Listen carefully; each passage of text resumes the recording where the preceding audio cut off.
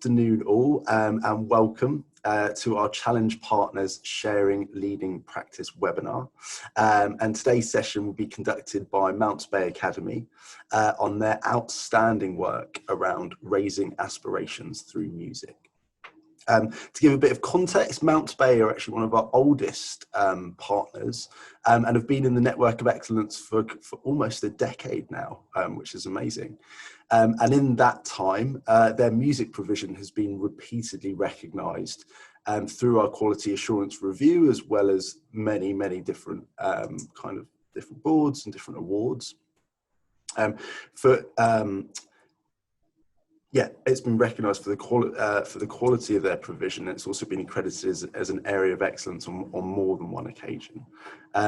They're also the hub lead school in our Cornwall hub, and regularly contribute and very kindly share their creations with us that help us kind of woo other schools and partners at our national events, most recently bringing a contingent to our annual conference back in February, which feels like another lifetime ago. But we're very, very grateful for their time and their expertise this afternoon. Before I hand over to them, just to run through a few housekeeping bits for today's session. Your microphones should all be muted, and please do keep it that way for the majority of the presentation. The chat function is available. Hopefully I can see people start introducing themselves on there, which is great. Please do use that chat function as we go to share any questions, any reflections, any queries. I'll be manning that throughout, and there may be some natural pauses where we can bring you in, share your question, and hopefully get some dialogue going. I know from doing these presentations myself, and I know obviously everyone's experienced a good Zoom meeting or a Microsoft Teams meeting so far, but just to say, please do, if you're able, to keep your video on. I think it's always nice to see faces, and good for the presenters to know that there are people there listening away. So no pressure to, but please do keep your camera on if you're able. Just to say, we will be recording this session to share with our partners who weren't able to make it today. The team of Mounts Bay have also kindly agreed to share the slides with us, so those will be circulated following this meeting, along with a feedback form as well. So please do take a couple of minutes to fill that out. As a practitioner-led organisation, we really value feedback, and it does formulate our future events. And I think that's all from me. So I think it is with great pleasure that I can introduce Claire Brown, Head of Performing Arts at Mounts Bay, and Darren Roberts, Music and Performance Development Manager. So Darren and Claire, I'll now stop sharing my slides and hand over to you if that's possible.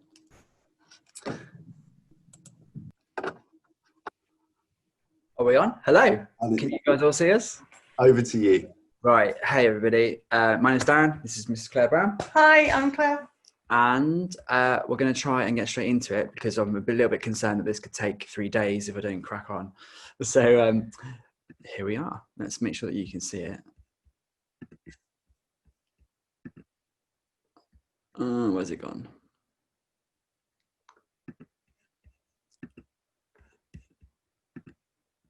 Right. Are we good? Great. Yeah, thanks, Darren. Cool.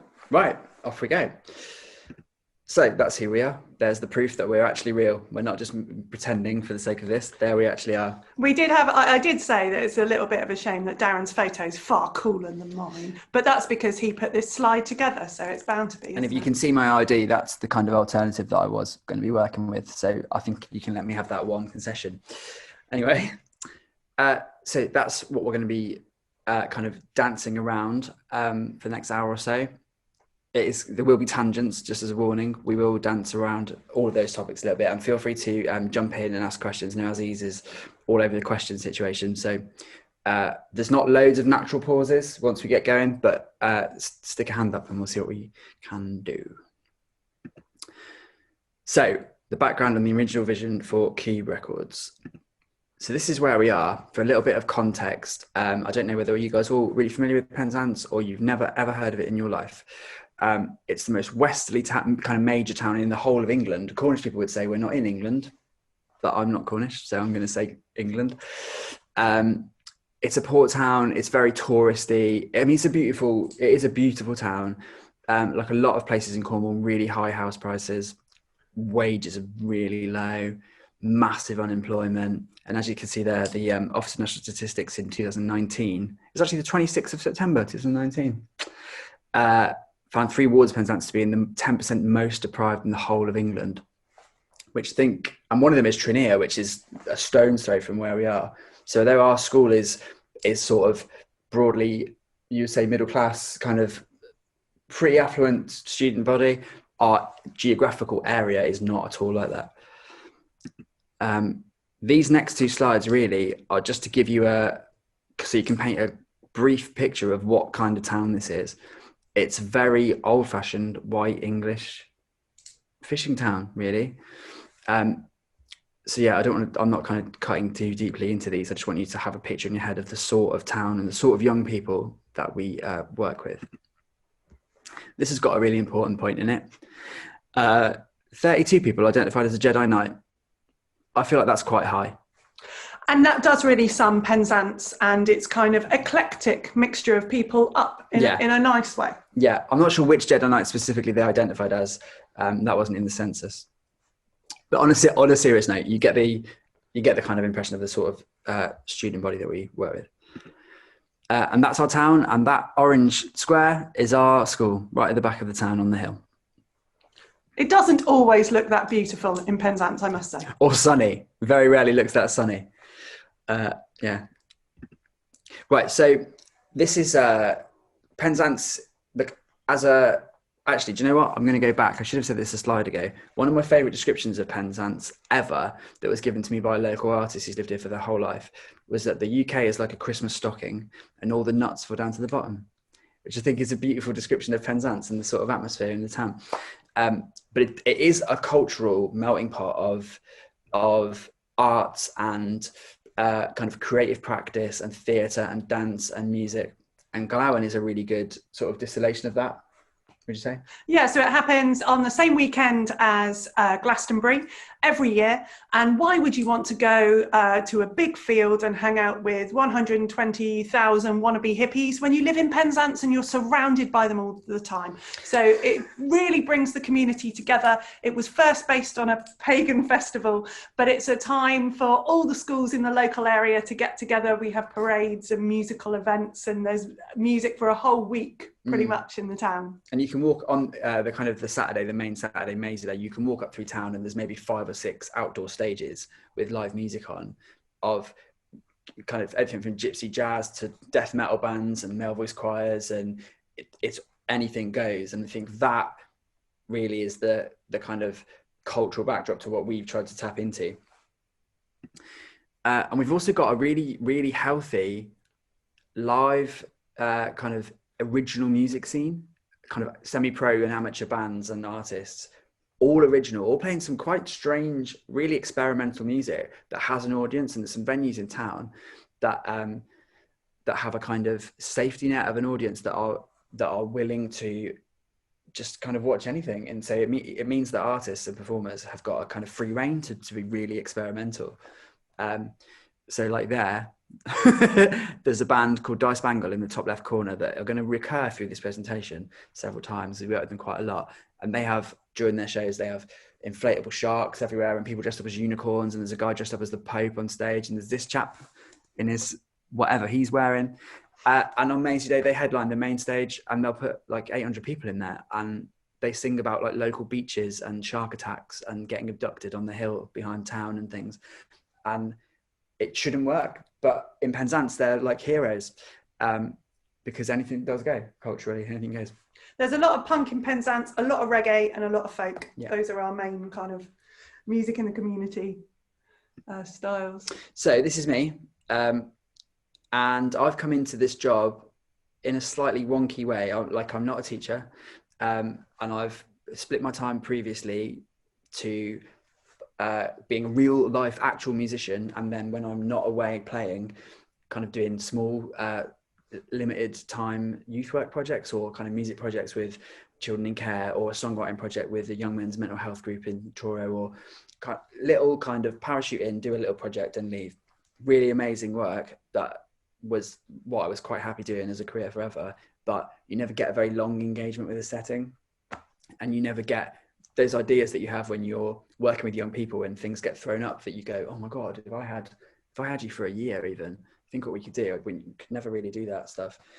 And I was just floating around doing part-time work and started doing little bits of outreach work with Mats Bay initially. There's some pictures of me doing my thing back when I had much better hair and a much better beard as well. Would you agree? Absolutely, but I wasn't going to say it out loud. No, you've got fabulous hair, so I need your hair encouragement.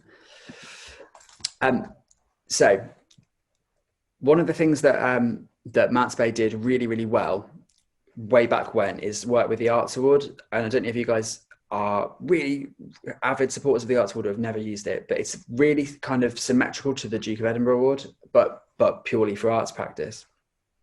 And at gold, it's worth an AS level, or the equivalent of an old AS level. Whereas we do that with our year 10 and 11s in here. But the kind of bulk of the Arts Award is about working with professional artists to generate new art and to expand your practice. So I started doing quite a lot I ended up with a day and a half at Mats Bay as a professional artist to expand the student horizon. And it really quickly became apparent that there was quite a lot of interesting and good stuff happening musically, but in a really bizarre setup. So we had, in those days, there was two basically separate music departments in two different ends of the site, one in the music block where we are now, and one in a building called the Qube, which is where the record label was named after, where the extracurricular music offer was based in the Qube, and the curriculum music offer was based in the music department, and never the two would meet ever. And for a while, I wasn't even allowed into the music block because I was delivering extracurricular. It was so bizarre. But there was quite a lot of music happening just in this kind of dysfunctional way. The first event that I worked on was a thing called the Bernard Williams Memorial Concert down the road, and all of the local secondary schools had some performers there, and we had four of the best singers that I'd ever heard at that point from year 10, and they all played songs from the same Adele album, and it broke my heart. Like, I just couldn't understand why we had all these amazing singers and this amazing potential, and we were all just going out and playing songs from the one Adele record. Like, it just blew my mind. But it showed that there was potential, and it showed there was things happening. Right. So this is my favorite review of myself that anyone has ever given me. This whole story and the whole kind of process of what our music department is now starts from the push for original songwriting and the development of original music being the main focus. If you're a painter, you don't just knock out really constant Mona Lisa knockoffs, because that would be forgery. And yet, I know that's slightly facetious, but in music, that is sort of the kind of accepted way of working, is you learn your craft and then you go out and you play other people's songs. And there's so much that just doesn't work for me. I don't get it. This quote was said to me in a meeting with a band that was putting out a record, and I'd written all the tunes, and they wanted to do a 25-25-25-25 split, so that everyone would get a split. And I was going, well, that's madness, isn't it? Like, no, this is really important. And they said to me, oh, you're one of those people who think songwriting is a sacred art. Yeah, yeah, I am. I think it's the most important thing. And this is why. This is a little bit preachy and a little bit soapboxy. But again, I think our whole department is kind of built on this sort of belief that it doesn't just need to be we've done a composition or we've made some music. There's always all this backstory going on. Songwriting does build fearlessness, does it not? It's that moment where you go, this is my heart on a plate, and someone else has to dissect it. Or you go, this is my baby, and they go, right, well, let's take this arm off. We don't like that. It's really exposing and vulnerable. And if you can instill in young people the ability to be resilient to that process, that cannot not be valuable across their whole life. It's like when you have people round for dinner and you've spent all day preparing the food, and then you put it down in front of them and there's the fear that someone's not going to like it. There's going to be one ingredient in it that they don't like. So it's that same sort of, you have to have the trusting relationship. I think one of the things that's going to come up a lot in this presentation, which we were just chatting about earlier, is, and you guys will all know this from working with young people, you have moments when you work with a young person where occasionally you see the moment where their perception of their self changes. And it's a bit like we were talking about concepts, weren't we? And about how a concept changes the way you perceive a topic. Well, this is a thing that changes the way you perceive yourself. And that might be the moment where a young person who thinks that they can't do it can do it. Them writing a song and me going, that's really good. Like, Darren thinks my song is good is not the same as my song is good.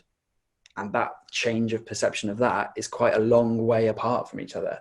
So creating scenarios where those moments have got an opportunity to happen is sort of what this whole presentation is about, I suppose. But definitely songwriting develops self-awareness and identity, because you start to realize what's important to you, and it starts to, how do I actually feel? What's actually an issue that I care about? What am I actually going to do about this thing? And I think it's so much more than just, oh, I've written a song. Someone actually, when I was an Artswood artist, I said to a year 11 student, who's an amazing singer, have you thought about writing a song? And she looked me dead in the eyes and said, why? There's loads of songs. We don't need any more. What? What? So bizarre. So the kind of drive to make songwriting important and to make songwriting something that our young musicians and performers wanted to kind of wrap themselves up in was the initial thrust of everything that I was trying to do. So as I said, the Arts Ward requires students to work with a professional. And at gold level, they need to, and apologies if you do gold loads and you know this already, say that you're a musician, you're supposed to work with an artist from another art form, so say a dancer, and then you develop some art in your art form that's inspired by that new art form. But it can be you're a guitar player and you work with a songwriter and then you write a song on your guitar, and so it hasn't got to be that kind of abstract. So I'd had the idea for a young people's kind of record label as a vehicle to make people want to write their own music for a while, but had not had, like I said, I hadn't had that long-term engagement. The Arts Awards suddenly gave me a framing structure that made it make sense. They had to have an output. They had to do a public sharing of something they'd written. We had tech students who had to put on an event to showcase some work. We had artists who had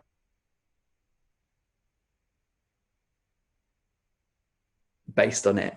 So suddenly it's like, oh, well, we could do some songwriting and we could put on a launch show and we can have some artwork designed and we've got a record. And that's literally how Qube Records fell out of my head. Darren, can I just jump in there? Sorry, just as a question, just in regards to the kind of Arts Award stuff. Tristan's asked, do you use the Arts Award to supplement the curriculum or in place of a kind of GCSE or BTEC qualification? No, it's totally extracurricular. So it's, and actually our current situation, because of all of the various restrictions, they come out of one tutor time a week and they do a meeting with their Arts Award advisor, and then they go away and get on, and everything apart from that meeting is done independently outside of school. Entirely independently. And like at bronze level, we used to deliver it a little bit more hands-on, where we would have them for a day, because you can do bronze in a day if you kind of hammer it, and you work with 80 or 90 year 8s and you do bronze. And then the silvers come in year 9 and they kind of work over the year and they're a little bit more independent. And then by gold, you start them and you meet them a few times through the year. And then at the end of year 11, they present you their portfolio. And it is like gold especially is a big undertaking to do it as an extracurricular. But we had a tech student called Callum Williams, who is now a member of staff here. And he ran his own production company for a while. He runs festival stages every summer, like apart from this summer, but normal summers, he runs festival stages all around the place. And he basically got into college to do production design purely on the strength of his Gold Arts Award. He had a good portfolio of GCSEs as well, but his Arts Award was enough because it was like walking up to post-16 with an A-level already. And he's only 20. Yeah. And has been going off and running stages at local festivals and stuff like that. So it's given him real kind of industry experience. Last year, despite lockdown, things like that, we had the largest cohort go through Arts Award. Yeah. I wish I could tell you how many that was. Yeah. To be honest, I one of the things that's been really cool about this presentation actually is that I don't do loads of Arts Award delivery now because, as you'll see over the course of this, our jobs have grown and changed and transformed, and kind of other people are running it. But I'd forgotten how important it was to all of this until I kind of went back to revisit it for this story. So I hope that was helpful. If my answers are rubbish, you can just shake your head at me, and that'll be fine. So this list really is just for context of 2014, what our extracurricular offer was. The Arts Award is separate to this because it's multi-disciplined and it, visual art is included and drama is included and dance is included. I don't count it as a music club. So this is specifically what the music extracurricular offer was in 2014. The songwriting club was one lunchtime a week because I was only in for a day and a half in those days. So it wasn't loads. But the point of those clubs is that's where the kind of work to get to this point was done. The songwriting was done in those clubs, and the bands would rehearse in band mix, and there was little bits starting to happen. And that's the album that came out in 2015, Ferris Wheel. It's called Ferris Wheel because that was the first song that was ever written by a student, like specifically to be released. And there was a lot of trying to pitch a record label to students who've never heard of one is quite a hard thing to explain what it is. But the easiest way is just to do it and show them. So I knew it would be pretty small to start with. We said that we would have the best 10 songs we would pick and put on the record, and we got 10 songs. So they all went on. We went out to my studio for a day, and we recorded the whole thing in a day, just kind of really, really quickly. And it came out on CD and online. And at the time it was on iTunes, and seeing an album on iTunes was like the thing that legitimized it. Now it's Spotify, but in those days, for a kid to see their record on iTunes was like prove to them that it was real. Now they can get the songs on TikTok, which apparently is really cool. It's really cool. We're so down with the kids. Yeah, absolutely. We're so hip. So here are some photos of the launch gig. There's a picture of me showing off, which you won't be many of them. But like you can see from these pictures, our venue, like that's our school hall, our venue straight away is a really, really amazing performance space, and the production in there is really good. Again, wasn't really being used until this, and never made sense to me that we didn't have community bands playing in there and we didn't have festivals in there, etc. So the day after that album came out, school dragged me in and interviewed me and said to me, what would you do if you had a full-time role for 3 years? What would you do? And I talked to them for an hour and a half. And then one of the governors said to me, I'm really sorry, Dan, but I've got a meeting to go to. Can you just wind it up, mate? And I thought I'd blown it. I thought I talked for too long. Which hopefully won't become a theme of today. But I think what was really important then and is really important now is that our leadership team, and at the time our principal was Sarah Davey, and our vice principal at the time, Andy Harvey, who was my direct line manager, absolutely 100% believed in the vision and absolutely kind of let me get on with it. And when you arrived in a minute, just trust us to do it. And they are really good here at putting the right people in the right place and going, crack on, and not micromanaging what we do too much, and not having a predetermined idea of what their transformed music department is. They just put people in there and go, what have you got then? And that is really important when you're trying to do something new and you meet resistance or you run out of ideas, or especially for me, I'd never worked in formal ed before. So like kind of properly, so constantly running up against things that I just didn't know what was going on, having the absolute top of the tree going to me, carry on, you're fine. It gives you the confidence to get things wrong and to trial projects that just don't work, and to hold events that people don't go to, and to try and I held an open evening in this department when I first started. We just had it decorated, and I invited the whole music industry to come that I knew from when I was a real musician to just come and be here. And we had champagne on, and 2 people came and I sat here all night and 2 people came. two promoters. Both of them ended up having really long-lasting relationships with us and putting on the punk festivals and all those kind of things that we did later on. But on paper, that event was an absolute shambles. But nobody was ever kind of on my case about the fact that I was wasting everyone's time, because that's the process, isn't it? If you want to do something different, you've got to find out how it works. And that's the thing I most appreciate about working at Mount Spey, is that I've been allowed to fall on my face a few times in order to get it right. But there's a point there. When I was made full-time, they offered me in PE because it was equidistant between the two music buildings and it wouldn't show favoritism to either one. That's madness, isn't it? Like, that's mad. Didn't last long, but that is mad. So that was the sort of atmosphere that we were trying to overcome. And then at the end of that year, we released some more music. We did another album launch gig. We got a little bit of radio play for one of the new songs, which I hadn't really anticipated happening, and it gave me a slightly different perception of what we could do with it. But actually, it didn't probably grow as much as I wanted it to. We did another big launch show, but it wasn't as well attended as the year before. And again, that was a moment where probably in some of the settings, they could have told me to knock it on the head, but they didn't. And sat in the audience was our shiny new head of music in waiting. Over to you. So I joined Mount Spey in 2016. It was actually the school I went to as a student. I was always really musical as a student. And my overwhelming memories of music when I was at school was repeatedly singing this round called Whose Pigs Are These? And then there was a song about a muck spreader that went wrong as well. So traditionally Cornish songs. And we were occasionally at the end of term allowed to touch a glockenspiel if we were really, really good. So I'd taught at two other schools locally, one that was a specialist music college, and then I went to another college to teach A-level. But when the opportunity to go back to the school you've been to arises, I was like, yes, I really want to do that. And my mission has always been to build the department I wish I had when I was a pupil.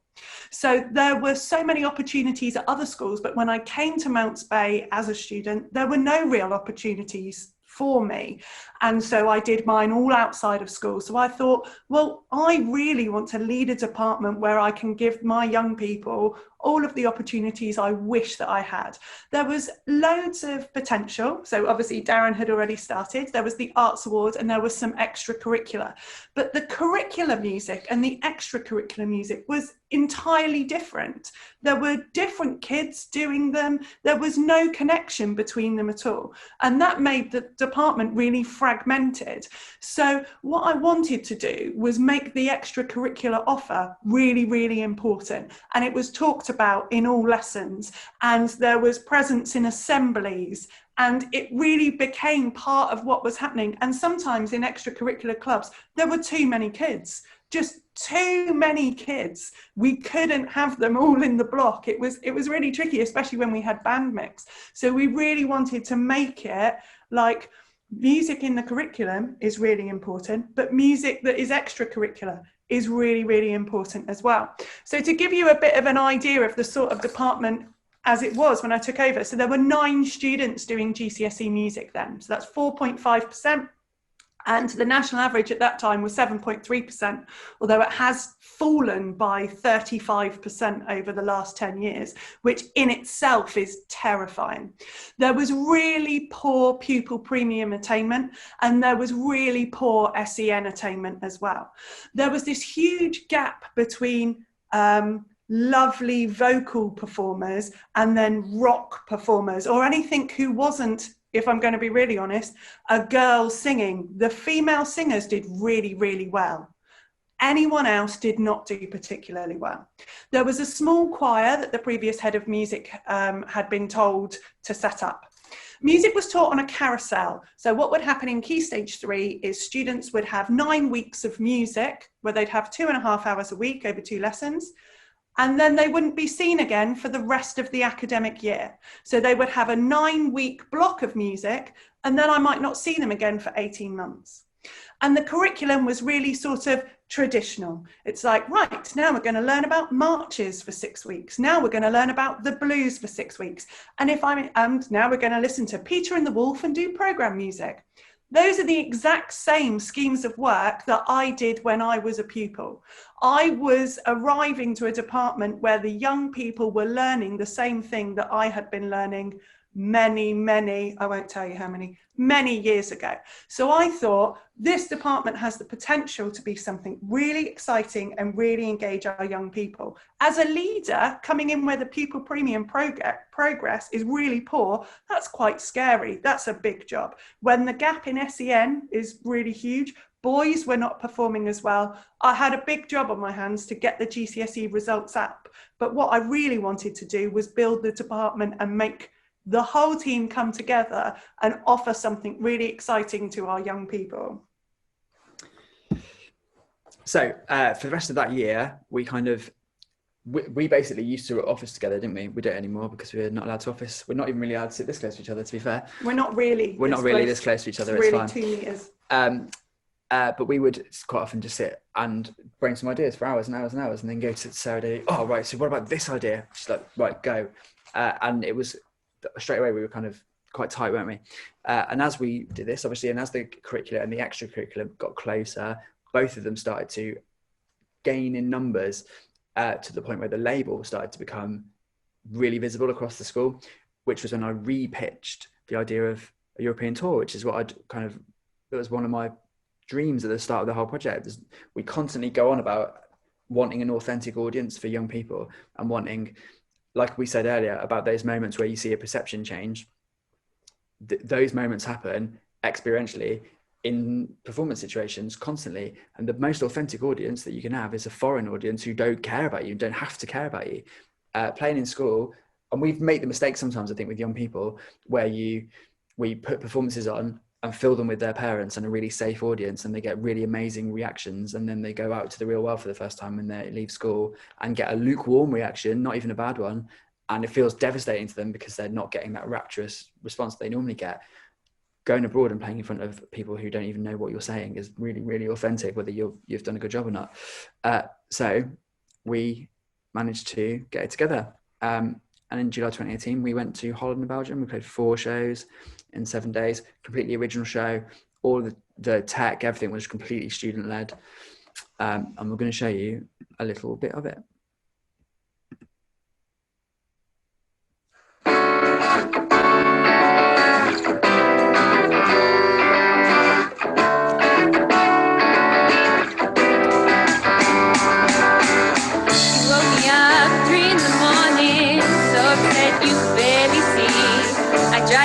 Even though I was yawning, that's what you mean to me. I was there when your world was breaking. I was your son when you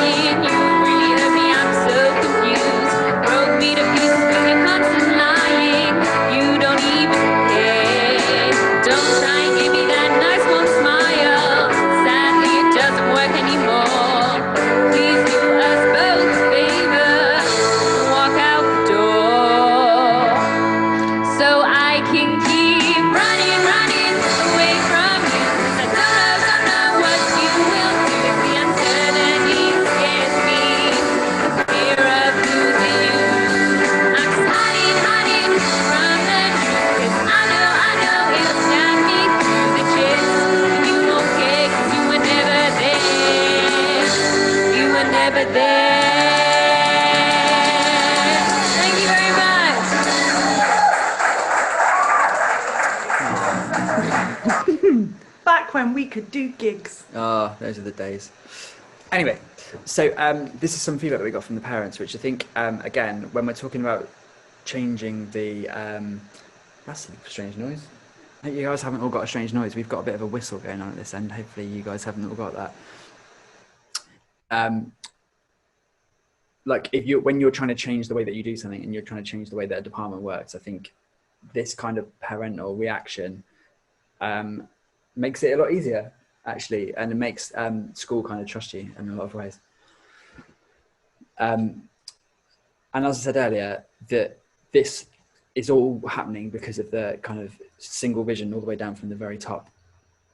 And there was, I think, tour was the moment where we kind of realized that we were on something and that we need to trust ourselves, and we need to, the kind of faith that we put in the young people, we probably need to put in ourselves a little bit, because it's starting to work and we are starting to see a little bit of a change in perception. So we did loads of local radio. There's a bunch of different radio appearances. Our local BBC News came and did a big feature on us. And actually, this is something that's happened a few times where the reporter from BBC News, who was lovely, came and saw us, and she interviewed all of the students, and she did a lot of, so have you written some songs? Didn't you do well? And then we put on the show for her. And then literally the final note of the last song fell, and she came and took me to one side. She's like, I'm sorry, I didn't know it was going to be that. Can I talk to them all again? I didn't know it was that. And we've kind of had this where it's always better than it's supposed to be. It's people kind of expect it to be kids having a go, and then it turns out to be actually legitimate, actual independent artists. Do you want to explain what Cornwall Live is? Cornwall Live is sort of our local tabloid website. So they did a little article on us as well, called us School of Rock, which was interesting. No connection between you no. being like Mr. I have been Schneebly. pushing to try and do School of Rock as a school show because I think that's the role I was born to play, but it hasn't happened yet. But like, again, this is one of those things that general public see, and kind of it legitimized what we were up to. And then when we had another weird idea, it made it a little bit more plausible, because they went, well, they've had good ideas before. So this is kind of the high life. This is when we were living the high life. So one of the things, and I suppose the title of this presentation, Raising Aspirations Through Music, this is how we've kind of leaked into the rest of the academy ethos and how we've spread out. So much of what we do is about putting young people, and anyone in the arts really, is about putting young people in slightly uncomfortable situations and normalizing that experience for them so that they grow from it and they can expand. And we, as kind of experts in our field, all of those things are really easy, aren't they? Like if you want someone to play a C major chord on a keyboard, it's really easy for us. And then we ask a young person to do it and they can't quite do that. And it's bewildering.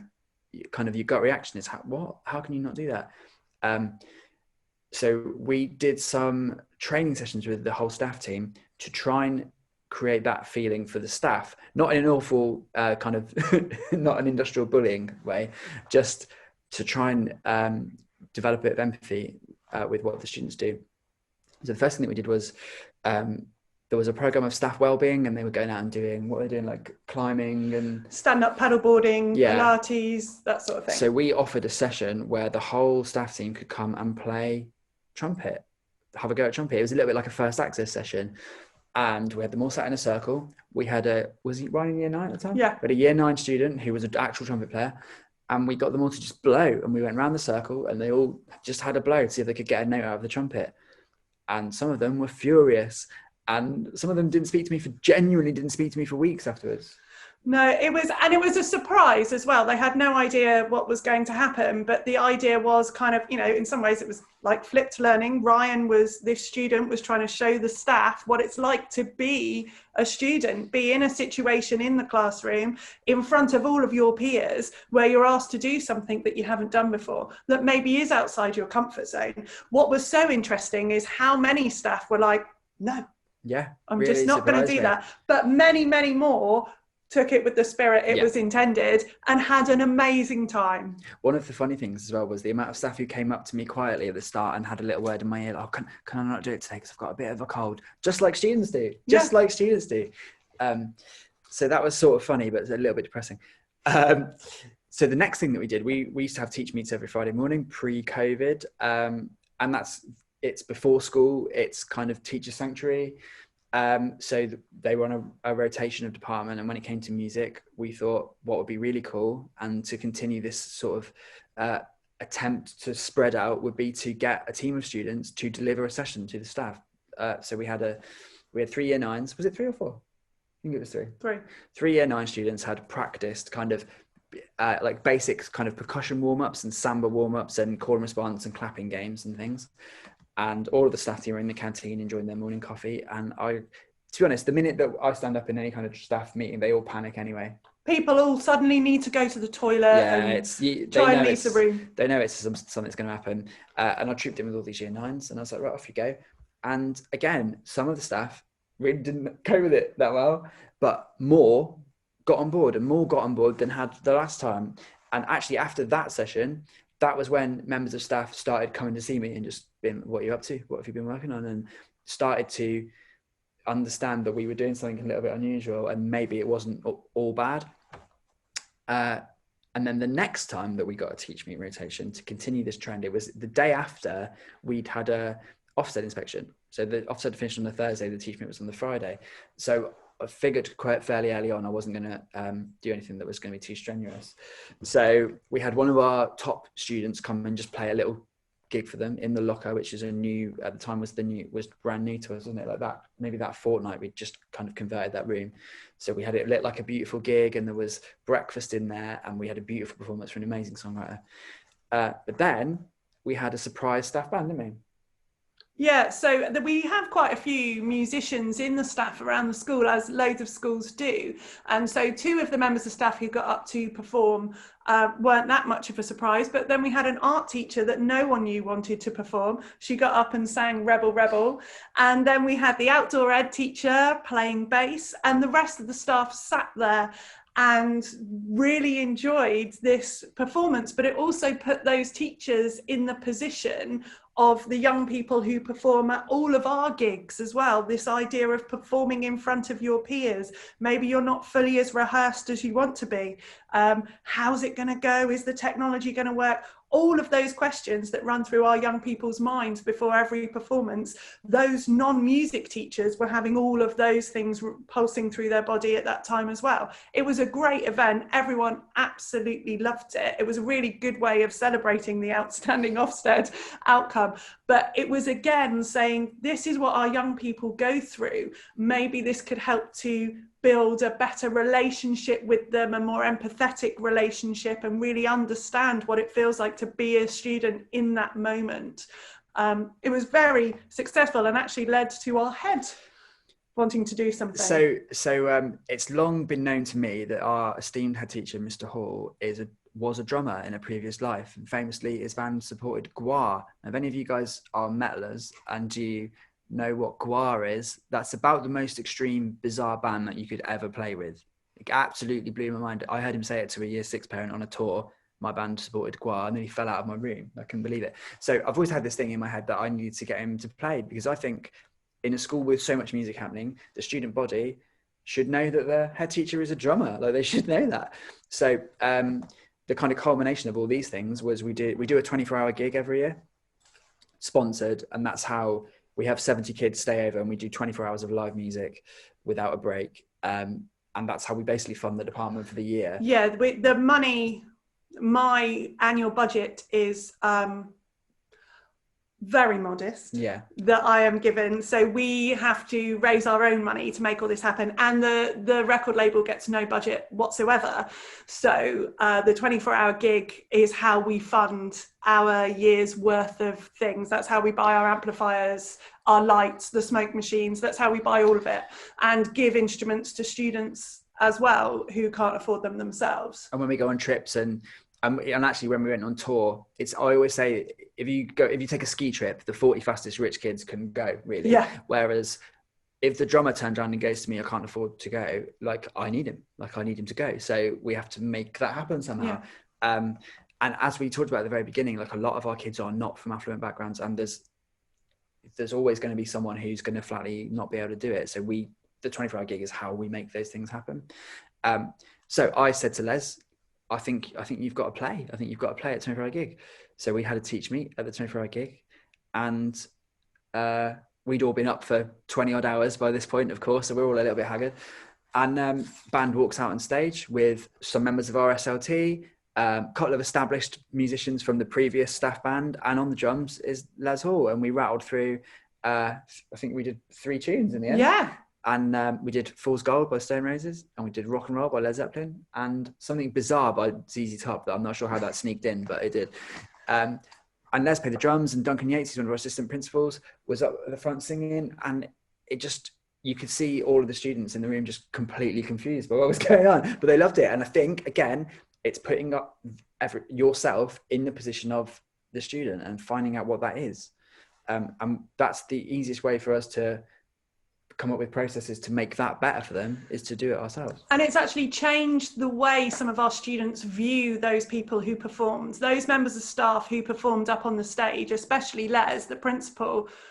Our students really changed their view, like still obviously respected him as the principal, but they wanted to talk to him about his musical experiences previously. They wanted to find that connection with him. It added a greater depth to him as an authority figure within the school as well. And I must say, one of the singers of the Led Zeppelin tune, he couldn't sing, but we asked him to do it. He's a very charismatic member of staff, and he carried it entirely on the stage. And it didn't matter that he wasn't singing, because the way he owned it on the stage, the kids were so impressed that he was up there in front of hundreds of people, that it really had a great impact on our young people. The fact that staff were willing to do that in front of them, it was great. And actually, since then, I've been repeatedly asked when's the next staff band by other members of staff who suddenly want to play and want to get involved. Yeah, for well-being, for a kind of sense of being together. They really want to get together as a staff band and play, and that's something we would like to do. Yeah. Right. So in terms of how the music department kind of developed, post-tour was a really important time, because all of a sudden the other members of staff within the school were aware of the music department. And not only that, the students were aware that actually something that we're doing is actually quite different, quite exciting. But Cornwall, like we saw on the map and like we've said, is a very isolated place. And our young people were getting used to the idea that actually, in terms of our small area, they were quite good musicians. So we wanted to broaden their horizons. There's a real kind of culture in Cornwall of people staying and never leaving. There are many families where every single generation has been on benefits. There are people who really struggle living in areas of deprivation. So we wanted to show them that there is a whole musical world out there. So I started to make some connections. I thought networking would be a really useful thing to do. So we joined some different groups. So we joined the PTI, which the Prince's Teaching Institute, which was a really beneficial experience. And there was some inspirational CPD, but one thing I really noticed was, especially for any music teachers who are listening, often when you go to CPD sessions with other music teachers, lots of people moan about how hard it is, and the fact that their subjects being cut and the numbers are falling and maybe the budgets are being cut and things like that. And what I noticed with the PTI was actually it was a group of people who were constantly positive, who were like, this is great, what you're doing, that's amazing, just keep doing what you can do. And we started some research projects, and I started to sort of assess other music departments as well, which was wonderful. And then we had Matt Griffiths, who was the CEO of Youth Music, come down, because Darren and I talk about careers in the music industry and things like that.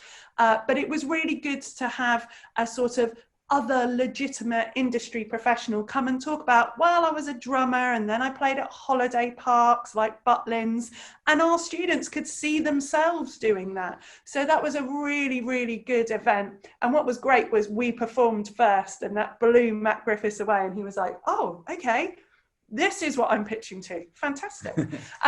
Then music technology is a big passion of mine as well. And previously, no Key Stage 3 students were allowed to touch any music technology. That was only for the music tech students. So I decided that actually everyone should be using music technology. And we applied to be a Musical Futures Technology Champion School. And it was a really kind of difficult process to go through, but we were lucky enough to be one of the 10 schools chosen. And there's a connection with Ableton there. So a gentleman called Simon Lyon, who's like the British head of Ableton, set up this kind of sponsorship sort of deal. So they've given us Ableton Live for free and 20 Ableton Push 2 controllers. So industry standard software and hardware. And our year sevens use them. And I think it's that idea of saying, this is an industry standard piece of software and hardware. So Björk, in her latest album, she used Push to create the backing tracks. Or Stormzy has allowed us to access all of his stems of his recordings and use them within lessons. And he has used Push in some of the work that he has created as well. So when you say that to students, they're like, wow, this is the real thing. And you're going to let me touch it? Yes, I'm going to let you touch it. Yes, 11-year-old child with your sticky fingers, I'm going to let you use this very expensive piece of equipment. And it was this idea of like, actually, we should be giving them industry experience.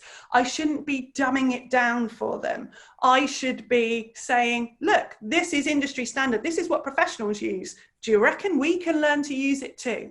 And the higher you set your expectations, actually the students will rise to it. And in the same way with young people, which always blows me away, I'll be like, right, this is how we use Push. 10 minutes in, someone's discovered something. I didn't know how it worked. I didn't know that it could do that. So there's young people teaching me things as well.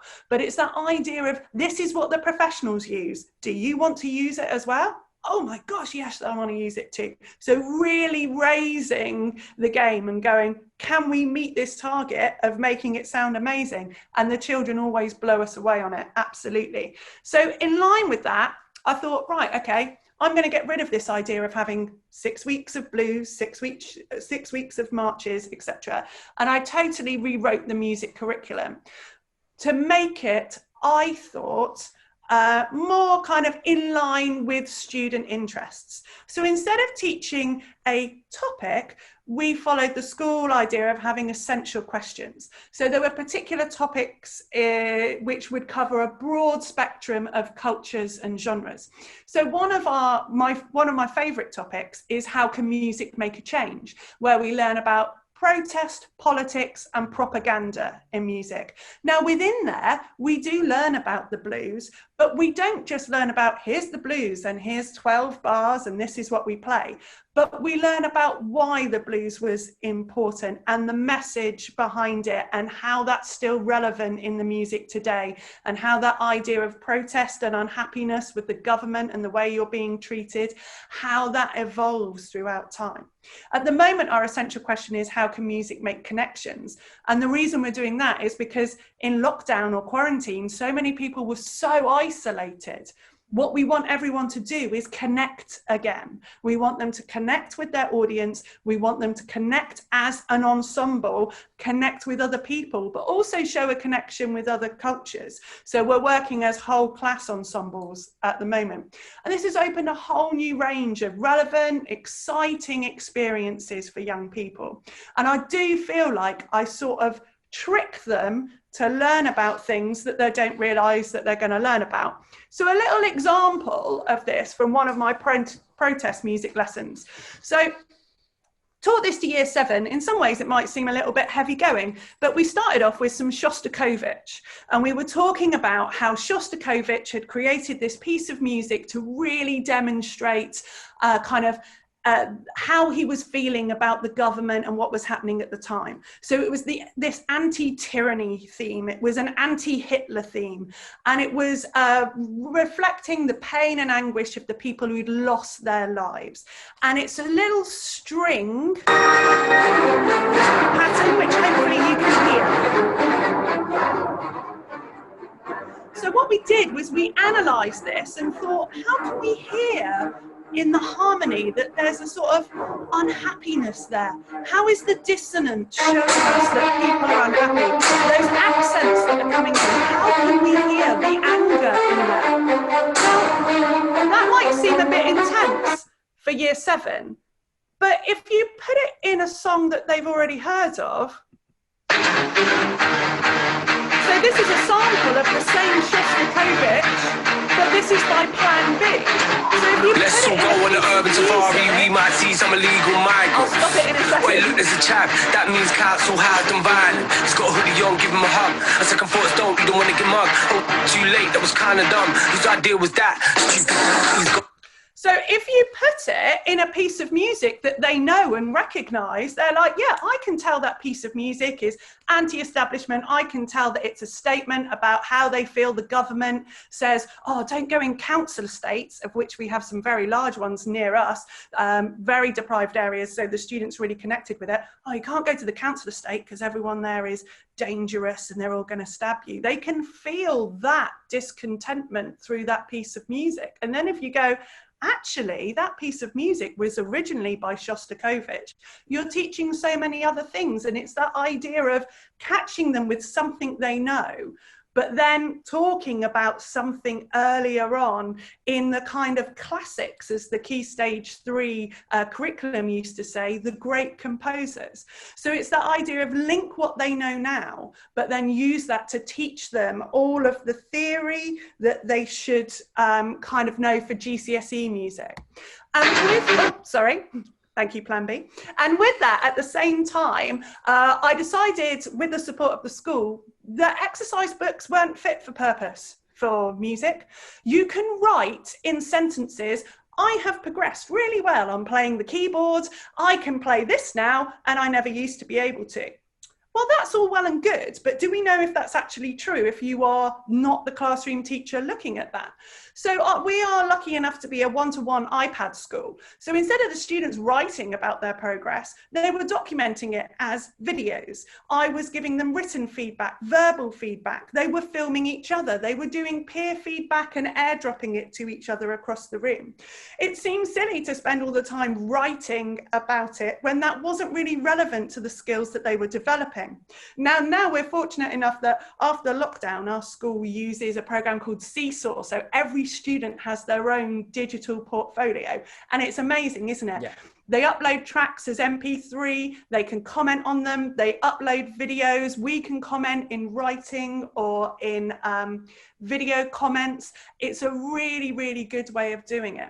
And so all my mark sheets became digital as well, just on a Google form, which I shared with a Google sheet, that I'd share with the students. And when I marked their work, I would red, amber, green it instantly. And that meant that actually, instead of waiting for me to give them their exercise book back after I'd marked it, they can access that mark sheet anywhere. Now, what I was finding was that meant students were submitting work at times when we didn't have lessons. And it's like, oh my gosh, I can see you gave me a red for that. What can I do to make it better? Seeking extra bits of feedback that I wouldn't have been giving them if it was in an exercise book. They just would have accepted the exercise book, put it in their bag, taken it home and probably not looked at it. But if it's on their email, if it's on the Google Sheet, they can see it all the time.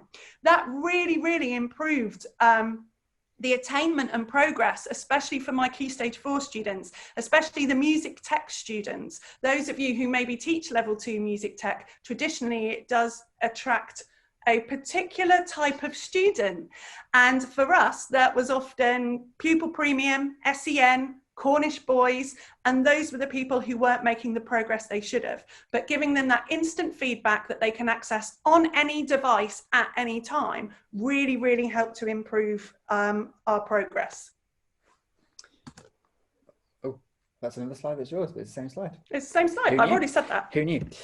So another thing that we introduced in this kind of time period, partly because when at the point we went on tour, until that moment, all the original music we were putting out, we would just record it, write it all year, record it, come out for the album launch gig in July, play it all once, and then put it back in the box, and then we wouldn't play live. But the tour kind of made it an ongoing concern, and it gave, again, it started to expand them in ways that we hadn't maybe quite anticipated. So every Friday lunchtime, COVID notwithstanding, we have a show by one of our students in the locker where they play a 30-minute set to regularly over 150. The most we ever had was 210 in there, and it develops them to have to do a whole set rather than just pop up and do one song in an assembly or have to do one song as part of a larger showcase. They're doing 30 minutes, so they're having to talk to the audience and they're having to pace the set. The audience, again, like I'm going to come on to in a second, are having to accept 30 minutes of music that they maybe don't know. and get used to it. And we're hopefully building that kind of empathy for performers throughout the whole student body. There's some photos of it. It looks amazing. I mean, every Friday lunchtime, getting in to go and sit and eat your lunch in there, it is the best bit of the week. Yeah, and it's set up by the students, the light, the sound, all of it is run by students, as well as the students being performing on stage. And I always find it hilarious when the audience sing the students' songs. It's like, that's not a song that's been out on the radio or on TV or anything, but they still know the original songs of our young people. And it's kind of promoted all week as well. So there's kind of signs out at the front of the block, but this Friday it's going to be this student, and everyone's kind of, there's a bit of anticipation building, and the room all fills up at the start of lunch, and it's got that kind of feeling of a real show. Right, so I'm not going to spend hours on this because I know that we're getting on a little bit, but this feeds into this kind of what I call the covers band cycle that is rife around Cornwall. And one time I walked through the streets of Houston, there was 4 pubs with their doors open, all with bands on, basically playing the same set. And it's this difficult thing of venues not wanting to take a chance on an original act because they know that audiences don't know it. Audiences aren't used to them being exposed to it. So when they are exposed to it, they panic and they go, this isn't Freebird, I can't sing along to this. And then the performers know they're not going to get any gigs if they do that. So they go back to playing the same old stuff. And that is kind of what we are trying to break into with the community as well as with our students. So here are some things that we put in to the community, to those bands that we saw at the beginning, to try and stimulate, that's the word that I can never remember, stimulate that kind of scene to flourish. So we've obviously got the studio hire. We can sign, and we have signed adult actual bands to Qube Records, like a proper record label, and release their music through our digital networks as we do with the students. 2 of our venues are the Locker and the main school hall, which we've seen are now actual bookable community spaces. I mean, again, it feels weird talking about this now like we do it now, because since the pandemic, obviously we're not doing this at the moment, but actively delivering large scale gigs where it's not just a dry hire from a community user, we're actually putting the show on. And the rehearsal rooms in the evening are full of bands normally, and there's a real kind of community of musicians that's sprung up in our building in the evenings. Everyone goes home at 5 p.m. and then this kind of other day starts. So these are some photos of a show that we did last May in the Locker with some local rock and roll bands. This is a punk festival that we did. So these are in our main hall. We turned our staff car park into like a festival outgrounds, and we had a burger van and a portaloo, and we had TV Smith, people who were punk fans in the 70s. If any of you were punk fans in the 70s, you might remember TV Smith. I don't remember punk in the 70s, but I have to pretend that I do because I'm constantly surrounded by punks. And like it's a proper all day festival. This is a band again, recording in our studios. And one of the things that I really love, this is Die Spangle that we saw earlier with the Silver Man. One of the things I love about this was James, the guitar player, said to me, the thing about Mount's Bay is it makes us feel like the rock stars that we dreamed of being when we were younger, because we can go into the studio for a few days and we can make an album, and for 2 days we feel like rock stars. And like that's what we try and do for students, and it's really cool that we do that for the wider community as well. And here we are out and about recording a cello album in a local church, and we took all of our kit out and we set it up and we recorded out in a lovely church, and it sounded amazing. Right, which takes us to nearly up to where we are now. Darren, do you mind if I just interject quickly? Yes, just go for it. A couple of questions come through that I thought we might reference quickly, and it was just going back to the 24-hour concert that you mentioned, which sounded amazing, and great to hear Les getting involved as well. But does that the money generated from that, does that go towards the kind of arts award at all, or do learners kind of engage with that themselves and pay for that themselves? The arts award, the arts awards students pay a half of what the cost of the award is, and then the school pay the other half. So they contribute towards it, the students, when they sign up, and it's part of that commitment.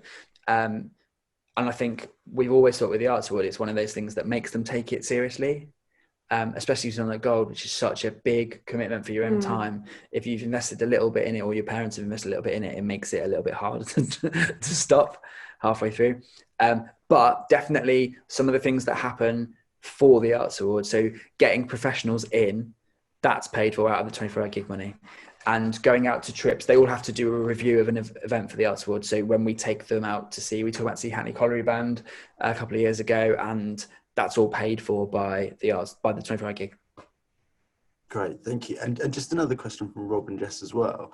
Just going back to something you mentioned earlier as well, which is, do you still have the carousel format, or are you now weekly? How much time are you given on the timetable? You see, spoiler alert for something that's coming up in a minute. Well, I'll let you maybe get to that then in that case. But yeah, we're not in a carousel anymore. Well, we are, but it's an entirely musical. They have one lesson of music a week for the entirety of year 7 and 8 now. So it is no longer in its carousel. They have a lesson of music a week, which is an hour and 15 minutes. They have that the whole way through year 7 and the whole way through year 8. Amazing. Thank you, Claire. And just lastly, just from Deb, she asked, is Seesaw like Qube? I don't know if you've heard of Qube before. Are you Qube? Yeah. Sorry, and just also she was just wondering if it was just the two of you in the department, or whether there were other staff. No, we're incredibly lucky, and our greatest resource is the staff that we have, because we all have different specialisms. So I did classical singing, played the piano, jazz piano, classical piano, played woodwind instruments. Obviously, Darren's more the kind of singer, songwriter, rock god.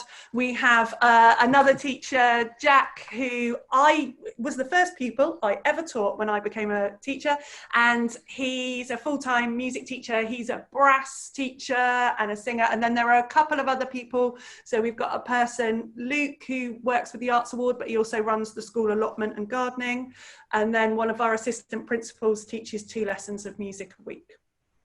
So there's kind of 3 of us with a nicking the other three little bit. plus 3 plus 3 really. Well, thank you. Let you crack on, and just to say, yeah, it's just as a reminder, it's 5:10. Yeah, I'm going to rattle through these bits. We might have less video than we thought we were going to have. So yeah, at the start of 2020, obviously we were flying high. We were really at the peak of our excitement levels, I would say. And just as a contrast to earlier, when we looked at the clubs, the extracurricular music clubs that we had in 2014, this is the clubs that we were advertising in January of this year. And they all have at least 2 performance outlets. Now, actually, they nearly all get more. I think Bell Ringing Club might not have got more than 2. No. But generally, they're all out performing all the time. That was the day that we went to, that was the Spirit Studios day, which we mentioned earlier on. Yeah, so we went up to Spirit Studios in Manchester, 18 hours on a minibus, but it was all worth it.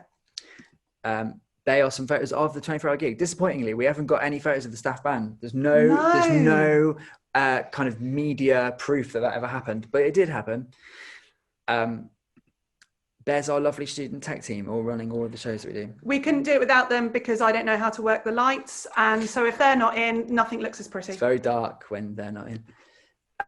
So thinking about how this is impacted on the kind of general stuff. So we've got a new music teacher. Like I said, there's now really 3 of us. Music is out of the carousel. So that was the kind of spoiler.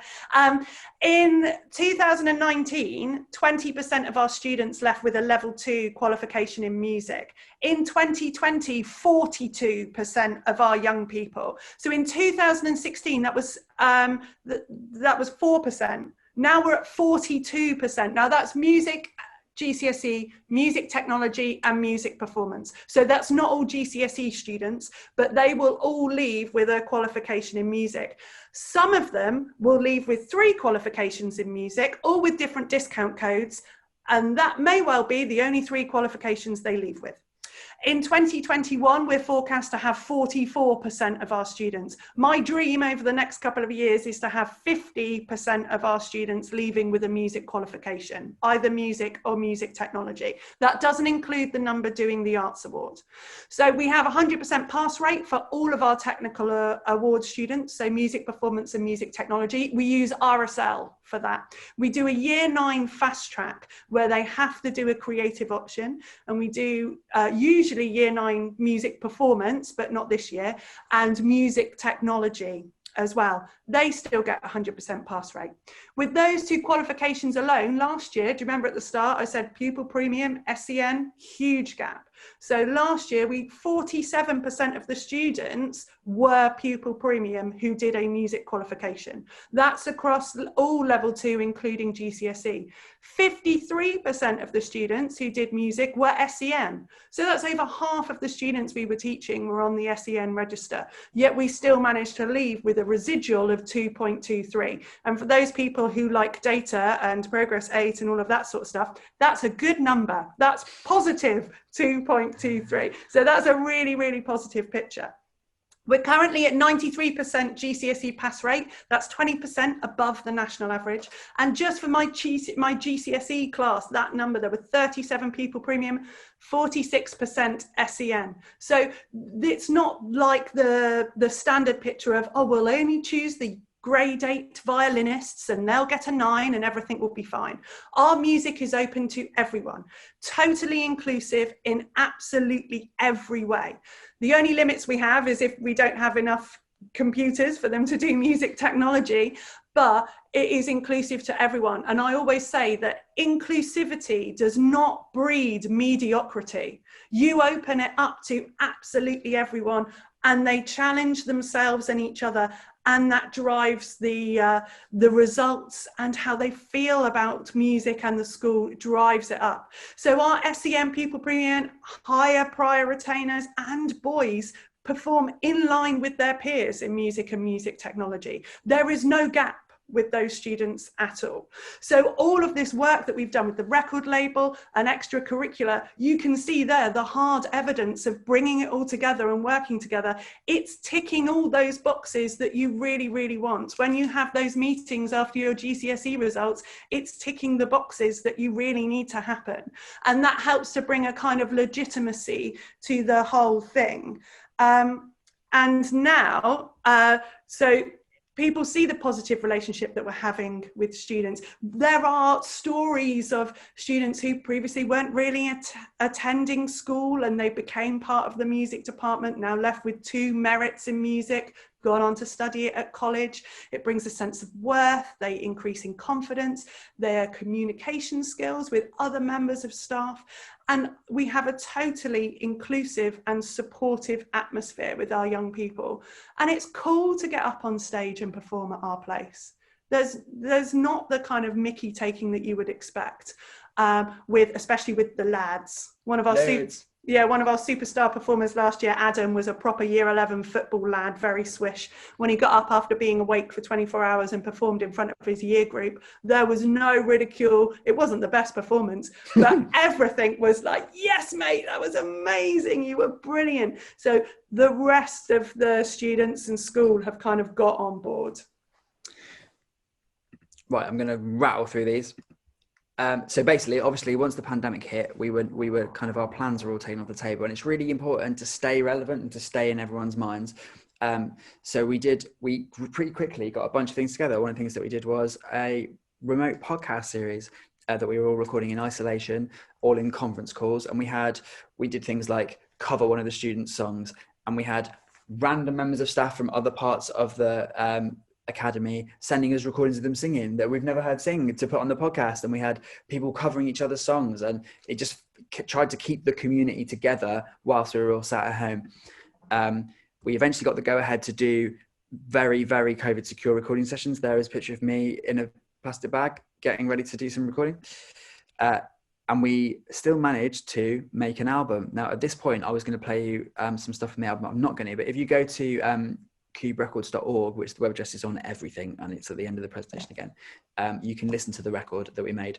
But 20 students, 20 brand new songs, loads more than 20 students playing on it, but 20 kind of named artists, completely written and recorded and produced during lockdown.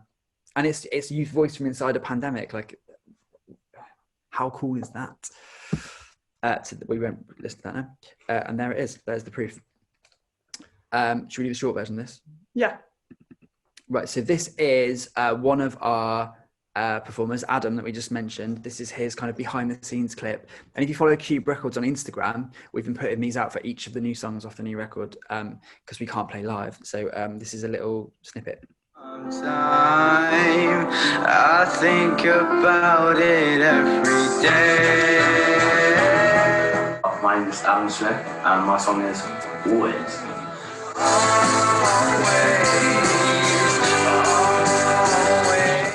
Someone else's song that I find super cool is Adam's new song, Always. Considering it's the first song he's ever done, it's so good and so interesting. The vocals on it are amazing and he's a great singer, so it always turns out really well. And it's definitely going to be the one that I'm listening to the most when the album comes out, because it's great. It's just an iconic song this year. It's legendary, and he's obviously, his vocal part's amazing, but the instrumental parts over it are amazing as well, so it really works. It sticks in your head as well. I've constantly listened to it once and it's in there for a solid day. So good. Yeah. It is a banger. So basically the song idea was basically from my family in Morocco, and it's basically just talking about how they're always in the back of my mind, which is like the main bit in the chorus. So, because I only see them once a year, and recently due to the coronavirus, I couldn't go see them. So the song's mainly for my family in Morocco, just talking about how they're always in the back of my mind. Every memory, yeah. I think my favourite thing about the final version, how it turned out, is you said that Mr. Kerner added like the horn bits as well. Like I remember listening to it before, like without it, and then listening to it with it on. It sounded like quite different and unique. I liked it. I think at the start, it was, I think like my vocals were a bit shaky like at the start, like going into it. I mean, I think we had like, it was like quite a simple song. And then like over the course of the year, because it's been out for quite a while now, things have been added, and like my vocals got a lot better and stronger. I think it didn't affect it as much, I think, as most people like think it would, because like we had most of the stuff like recorded before lockdown, and then we had to come and do my bit, but that was easy going. You knew how it was going to go down. I mean, I think it was very well managed. Like, you come in, you would be in your bit, and then I would just come straight into this room, and then I'd literally be in here the whole time, and you'd be like at the door, you don't need to say anything. And yeah, I think that's it.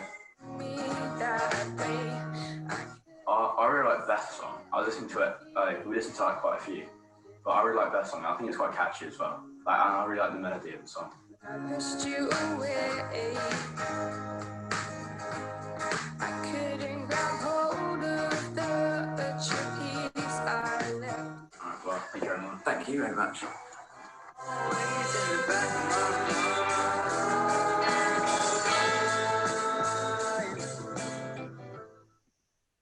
So, quickly, what are we doing in the future? Okay, so we're really lucky that some peripatetic lessons are still happening at the moment. We're not advertising it particularly with our new students because we just don't have the capacity. We're working in zones, we're working in bubbles.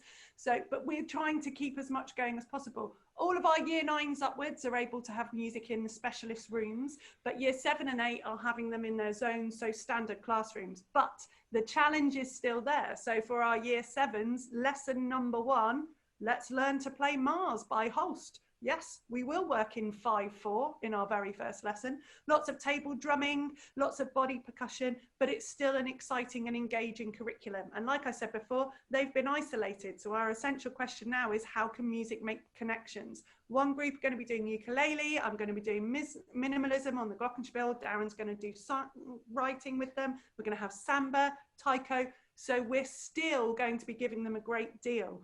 And even though we're music teachers not teaching in specialist music rooms, we will not be silenced. When the government is saying that artists need to go out there and retrain, as a music teacher, my job is even harder. And I will not be silenced, and we will still be relevant, and our kids will still be turning to us for the things that they enjoy, where they can express ourselves. And we keep talking about when this is all over and we can have our clubs again. So everyone is excited to get back into sort of normality whenever we get that. So I'm not going to read all this out, but I'm going to share all these slides with you guys anyway, so you can read. These are just kind of things that we're working on to make sure the community is still catered for, and that we're still kind of trying to be cutting edge and trying to be at the front of it, because I really want to fit in the next bit before we run out of time. That's a picture of our new socially distanced recording rehearsal hireable space with all the band distantly spread out from each other. And we are starting to work on the new record, and we're hopefully going to go on tour next summer. So just quickly, here are some thoughts from our students about the department. Qube Records. Qube Records is great.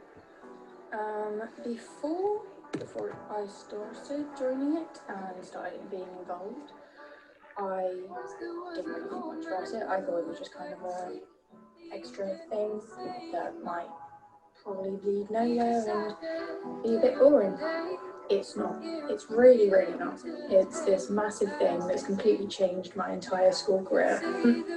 Before I joined Qube Records, I was just, I mean, I played piano, but only classically. I had piano lessons outside of school, and I did a bit of singing, but I wasn't very confident or very assured in my playing or anything that I did really musically, so I didn't really think it was that big of a deal.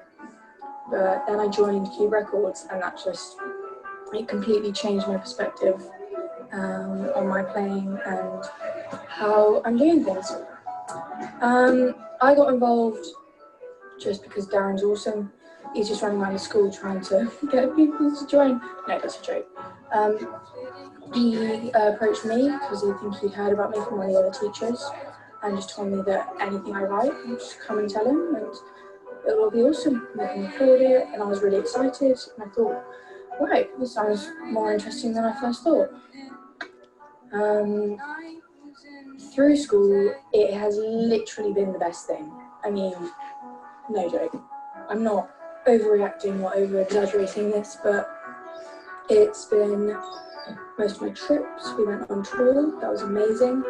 It's helped me make lots of friends, like not just in my year or not just my gender, but like boys and girls and all years. It's helped me grow as a person, and I've made some friendships I definitely will not be breaking anytime soon. Qube Records, you don't want to miss out. If you miss out on it, you will regret it. It's definitely something you want to be a part of. It sounds cliche, but it is like a family. You have friends for life in there, and the teachers are awesome. So also don't want to miss out on that. And they usually have biscuits and stuff. It's a way for people to express themselves and their feelings and just work through their talent and express it and get it out there in a way that they would never have a chance to do before. They would never think they could do before. And just be awesome. So cheers, Qube Records.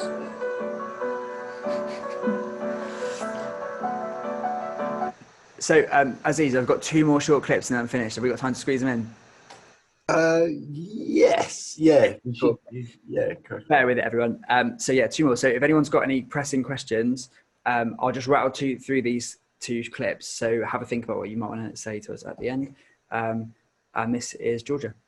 So yeah, before I was in Qube Records, I generally thought it was the sickest thing. It makes you want to be a part of that. Like, I don't know anyone who wouldn't want to be a part of it. Like, who wouldn't want to be a part of it? It is sick. Obviously, I'd seen all of these amazing performances and like Amber and like Steffi and all of these different people, and just being in awe of them. So before Qube Records, as a performer, I was like, I'm not gonna lie, I was completely like, I had 0 confidence in like anything to do with performing and singing live or singing in general. Like, and like, I think my mum was one of the biggest people who fully believed in me, like fully, and not being able to like sing to her or like listen to a video back, and I still like can't do it now, but it's definitely progressed a lot. yeah, and just the confidence I think personally in myself, like, there's still like way to go, like I still like freak out every single time I do anything live or like whatever, but I know that there's like people believing in me, and that just feels great. So I got involved with Qube Records, a bit of a funny one. I was singing at a dance showcase. I was singing with Ben, and Darren was like helping out with the like everything, the tech and everything, and yeah, I sang a song and I absolutely fell to pieces on stage. It was like one of my first performances, doing a solo singing by myself. I fell to pieces. I remember it so clearly. I was just crying on stage. It was bad. And then Darren saw me and I got involved with Qube Records through that. And that was honestly one of the best things like ever. Like, I couldn't see school without Qube Records, and I mean that, like seriously mean that. I think Qube Records has affected me so much. It's helped me so much to express so many things I wouldn't be able to express like without it, but also being able to perform live and all of the opportunities that Qube Records have given, like it's so good. It's also affected me in the way that it's been like a release, so perhaps if we have live music Friday kind of in the locker, and like I would have had a maths lesson and would have been working really hard doing maths, and then at lunch you go away and you have that opportunity to perform, and then it's honestly it's like just a release of like I don't know, just expression and feelings. I guess that's what it is really. And for future students, I would say Qube Records is one of the best things to do. It's just so amazing. It's so like, you feel like a family. You generally do on any trips, any opportunities, any performances. There will always be everybody there to support you and to say well done. And it's also given me a really good insight of what it could be like if I want to go further in the music industry when I'm older. Or it's been good for experience as well as doing it for me and personally my expression or whatever. It is amazing. I don't see why you wouldn't want to do it. It's like the biggest highlight of my school like experiences so far. It's Nice. Right, one more and then we're out of your hair. Thank you very much for putting up with us for so long. And this is like the kind of full stop.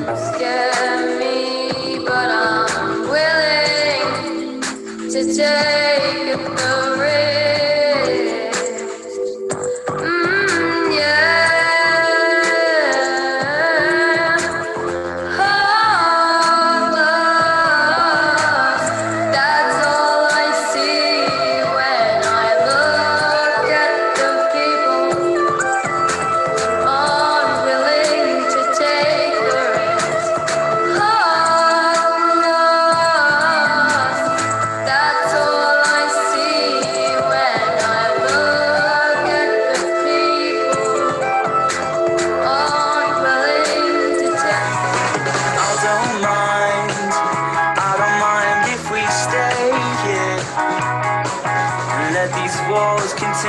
sustain us through the night.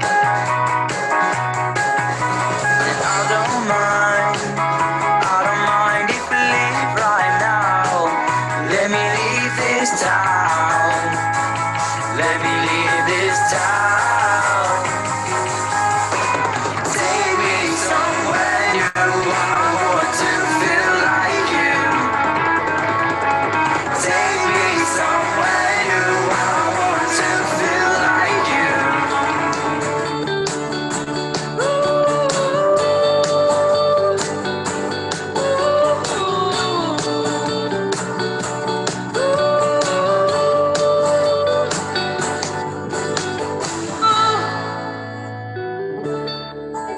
It's just amazing. No joke, Qube Records is just walking through schools. Young people are just a small proportion of those that are taking part in recordings. Cause when I look into your eyes, and know you're looking back at mine, my world stops feeling right. Cause I know that you're the guy I need. You're the missing part to me. Cause now you made me see that this is how it's meant to be.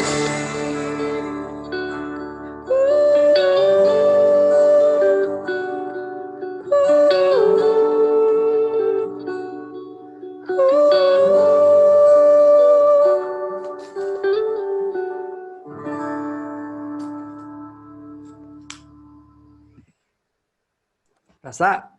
That's it. Amazing. Thank you so much, guys. And we've already had some really positive feedback from people that unfortunately just had to drop out. But yeah, just remarking how inspiring the session was. Just in terms of questions at this stage, I know that Rob and Jess had a couple. Rob, Jess, I don't know if I can bring you in to potentially ask the questions yourself at this point.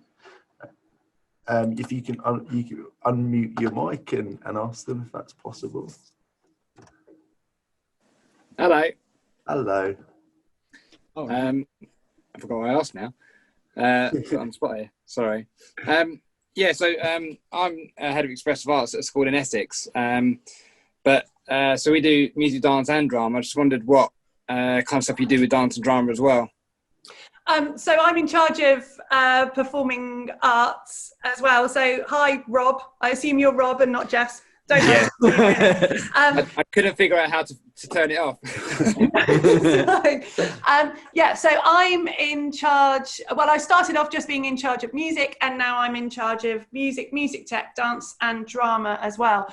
Our drama department is still sort of evolving. There's been a slight change of staff, but the dance department is growing more and more. So now actually Key Stage 3, they have dance as part of a carousel in Key Stage 3. So every Year 7 student and every Year 8 student will get a quadmester, so 9-10 weeks of dance.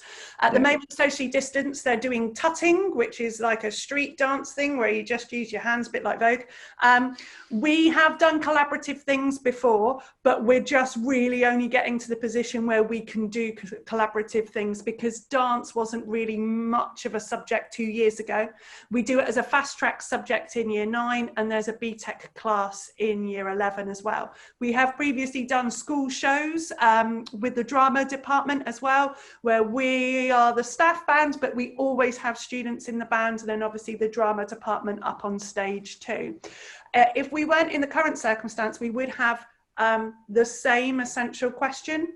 So where music, dance and drama for Key Stage 3 have the same essential question, we're in a faculty called Creative Arts for Key Stage 3. But it's great that dance is part of our Key Stage 3 curriculum too. Yeah, it's something we're proud of here. I'm just trying to fight with the leadership team to give us more time. So we've got 75 minutes once a fortnight for each of those subjects.